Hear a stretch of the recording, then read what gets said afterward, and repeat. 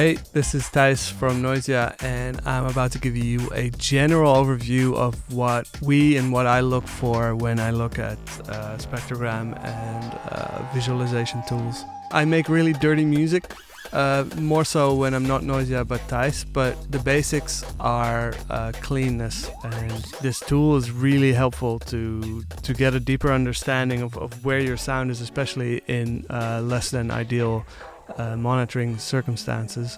I don't think a lot of people have used spectrogram software, so I think it might be useful if I just give a really quick a heads up. So I'm going to start with 3 songs from my latest album, Closer, that have kind of different mixes. Blind, without hearing, I see which one is the heaviest mix just by looking at it, mainly because I know where the snare is and what it would sound like if I could hear it. So I'm going to start with this light mix. This is Wordless with Halogenics.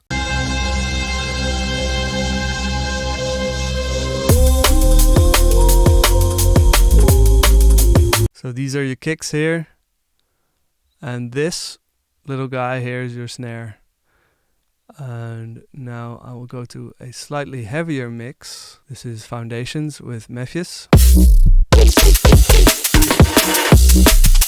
The red is high energy. So this is your kick drum. It goes smoothly over into a sub. These are harmonics of the sub. You can tell there in the bottom, this is 70 hertz. And then this is a 300 hertz snare bottom. And then here, the main energy is about 36 hertz. So that's really low. This is in a low B, actually, this song. Working title was Get Yourself a Sub, Bro, because I was really adamant, hey, I have these great speakers and a sub, and I just want to make a song in B just to mess with people that don't have subs and can't hear that low B. Now we go to Deep Down with Face, and that one looks like this. You can tell this little blob of energy here at 300 hertz again is a lot stronger than in Foundations. Going back to Foundations quickly. Basically, it's less red, it's more yellow. And that's what I look for in snare bottoms. And you can tell here also where the main harmonics are, corresponding to here in the bar graph.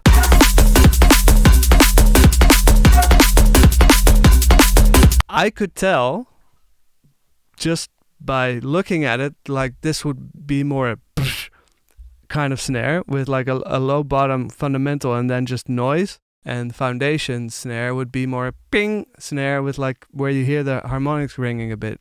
Here you see this is Deep Down. You see a low blot and then basically almost noise. Here's one resonant frequency that kind of resonates through, but all in all, it's more noisy. And in Foundations, you really see these kind of ringing tails here. And this one, I wouldn't count this one, but these ones are the snare harmonics that you hear. And then going back to Wordless, it's basically the whole bottom is very light. That's why the snare sounds and the whole track sounds a bit lighter. It's also pretty noisy, not a huge ringing kind of tonal snare. So that's what I look for in snares. Basically the bottom, the length of the harmonics, the ringing. In sub, you want to see basically this is optimum loudness. A long uniform red stripe means there's no weird fluctuations in loudness. Now, it can be an aesthetic choice to have a wobble in the sub and actually make it move, and that sounds really good, but this is optimum energy. You see here a bit of sidechaining on the snare so that the mix doesn't really collapse when you add the energy of the snare onto the energy of the sub. So this little cut in the sub here is the sidechaining from the snare. And then you see the kick drum here and here, and here it really smoothly kind of fades into the sub, and then here you see the sub fading in with the first harmonic here. So I can tell this is a good mix, just visually. It seemed like everything is controlled. Let's go to Deep Down. This sub is messier, you can tell.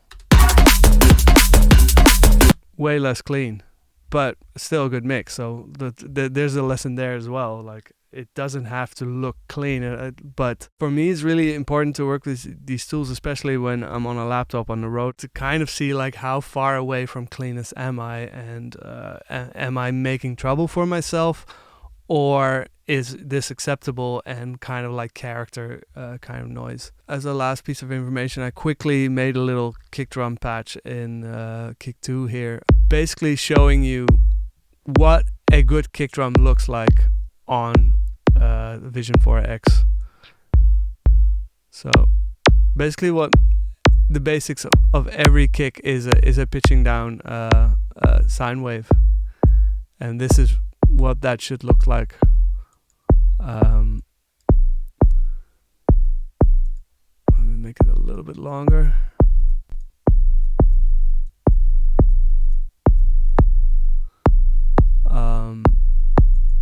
So you have basically one sine. Now you see an harmonic here, which means that it's slightly generating harmonics. Over here it's 1, so that might be some distortion, so it might be actually clipping somewhere. Well, there you clearly see some kind of overtones being generated by something in the signal chain overdriving. I don't know if it's this limiter or something down the line that's actually not very relevant what causes it.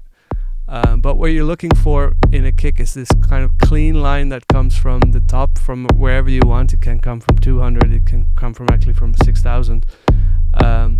In the smooth line without losing too much volume, and going down into the 60 to 30 area basically. But yeah, these are like general rules, and they're also meant to be broken. But that's what I look for, like when I see a mix. Like, if this is not like, this is more like an 808 style, but this is kind of what like a general clean drum and bass kick would kind of look like, I guess. Basically this just smooth line downwards. And then if we quickly go back to wordless, I think you will see it in action.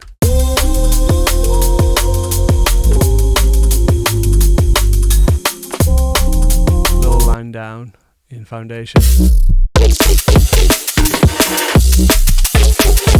Really quickly, that's what I look for when I look at analyzers. It's mainly about like the low energy in the snare and the kick drum. That's where we find spectrogram tools like Vision 4X the most helpful, because that's where our ears struggle the most to tell the difference in the lower frequencies.